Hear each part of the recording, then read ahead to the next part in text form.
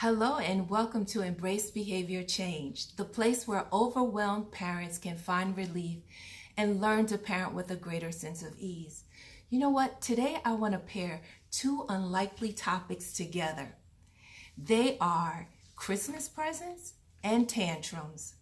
Now, I know many of you who have children who have challenging behavior are probably already gearing up to tell them this month that if you act a fool, you will not have anything for Christmas. I get it. I know you don't want to reward bad behavior.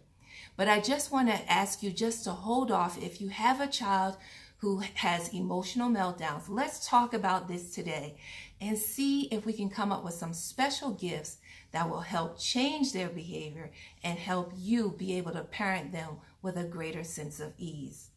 So I had a lovely parent to reach out to me and tell me about her son's challenges with tantrums. And I'm going to call them emotional tantrums at this point, and I'll discuss why in a bit. But I have a few questions to ask this mom based on the information that she's given me so far. And let me give you some background. Basically, she contacted me earlier this year and just asked how should she handle meltdowns. She gave a few examples of her son when he's told that they need to leave and go somewhere. He has a meltdown because he wants to stay behind and watch TV. There's other times where he has a meltdown because he wants to do something his sister is doing, or he wants to do something better than his sister. Most recently, mom reached out to me to say that he's still having tantrums. Let me back up a bit, because when she first asked, we talked about helping him to negotiate with integrity because he wanted to watch TV or stay at home. So helping him to figure out a way to communicate that and ask for what he wants to see if he can actually get that at a later time. So I know she worked with him in that area.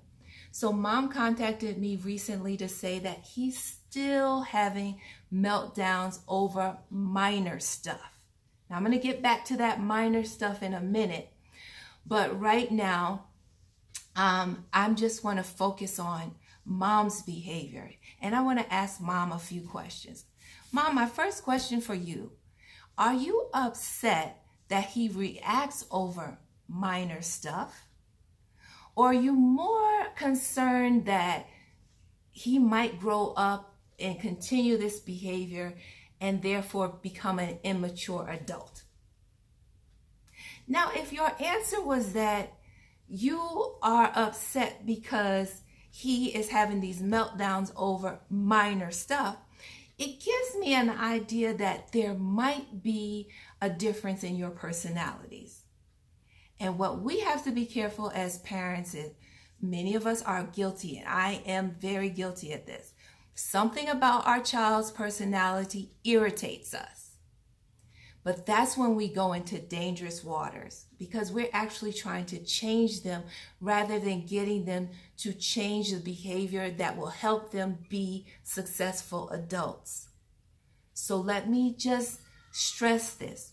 Mom, if you answered yes, that you just don't like that he gets riled up over what you consider minor, then I want to challenge you to change your focus from getting him to stop having tantrums to getting him to focus on giving him the skills he needs to be a mature adult, so that when he grows up, he's not having these meltdowns. Okay? The focus is different and the energy is different. One, you're trying to get something to stop because you can't stand it. There's a negative resentment energy. The other is like, oh my gosh, here it goes again. What is it that he needs? How do I teach him how to communicate what he needs so that he can grow up and be able to articulate himself well? Okay, mom? So that is the behavior change and the gift you want to give your child. You know what gift that is? To say, son, I'm on your side. By simply changing your mindset it expressed that you are actually on his side. Even though you don't understand his personality or wouldn't behave like that, you're on his side to make him into the mature, confident young man you want him to be. Okay, the next thing I want to ask you or say to you, one, is that when you contacted me earlier this month, when the child was 4, he was pretty much in the realm of developmentally where you have those issues of tantrums. So parents, if your kids are having tantrums and they're between ages 1 and 3, this is normal. It's developmentally appropriate. So yes, you can try to guide it and show them the way, but don't get all upset. In fact, be happy that your child is meeting certain targets of development. Now, this child here, since he was 4 earlier in the year, is probably about to turn 5 soon. So question for a mom is, have you noticed a decrease in the tantrums? And if the answer is yes, good. That means the developmental process it's occurring, so give it some time. Now, my next question is, if they are decreasing, if the occurrences of these emotional tantrums are decreasing, have you positively reinforced this new maturity that your son is displaying? So if he had meltdowns before when you asked him to get ready to go somewhere, and now he's not having so many, did you bring it to his attention? This is what we need to do. We need to share with our kids when they've done what we desire for them to do, and then they'll just do it more often. So I want to encourage you, if you've noticed a decrease, then you go back to your child and just say, you know what? The things that used to unnerve you earlier, like this and that, I notice you can handle with no problem now. Good job. I see that you're maturing and you're communicating a lot better. All right? So now what happens if they're not decreasing or they're increasing? Then it's time for you to get out a notebook and to start writing down when these tantrums are happening. So what you want to pay attention to is when they have the tantrum, what happened just before then? Write it down. So you might have said to compete with your sister and do something, play in a game. So just when he lost, he had a tantrum. What did you do after? Did you console him? Did the sister console him? Did you yell at him? You want to write down what happened before the tantrum and what happened after. And just keep doing that for 7 days if he has a lot of tantrums. If he doesn't have that many, then do it for the month. And see if you can find out a pattern of when these tantrums are happening. Now, based on the information you shared with me, it seems like these tantrums are occurring when he is in a place of perhaps competition, or he feels like he's competing. I know you said that he drew a picture and it wasn't as good as he wanted it to be, so he had a meltdown. Based on this makes me think that what he needs and what he wants is a feeling of being valued and good enough. Now, how does he get that? What many of us parents do is we run in and try to be the savior of our kids, and we try to give them all the kind words and all the confidence. But what I have learned is kids need to identify their own confidence in their own abilities. And the way they do that is through self-talk.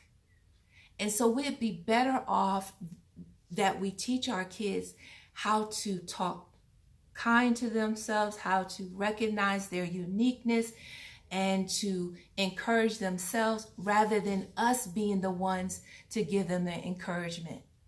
So if this seems in line with what your child is, these emotional meltdowns, then I want you to really concentrate on gifts that you can give your son that would help him develop positive affirmations that he generates by himself. Okay?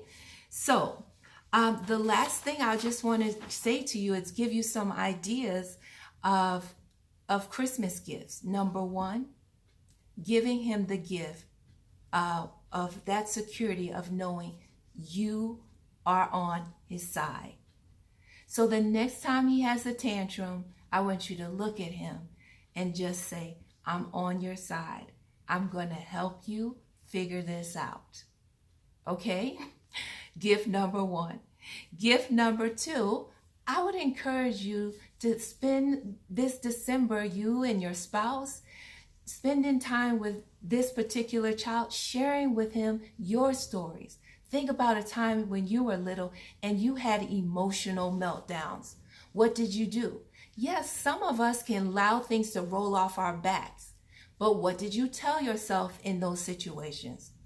What they thought, what the person said about you was not true? How did you get yourself to not go down in your mood, but to move past it? I don't want you to preach to your child, just simply want you to share your story. And as he asks you questions, go ahead and share what you were feeling, what you were thinking during those moments. Our kids learn a lot through stories. And so there brings my next point. You can go out and find books that will help him to recognize his uniqueness, help him to figure out what he should say to himself when he wants to compare himself in a negative light. So these are special gifts that you can give to your child to help them become the mature adult that you want them to be.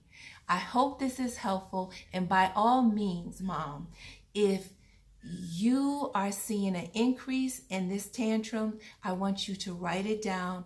Write down what's happening before the behavior and after. Please reach out to me. Let me know what you found, and I will try my best to help you get to the real reason why these tantrums are happening. I do plan in 2020 to give a course on behavior because it's not easy. Sometimes we think we know what is driving a behavior, but there can actually be an underlying issue. Who knew that a child who's having emotional meltdowns doesn't want you to go and tell them to make them feel better, but they actually want to be able to make themselves feel better?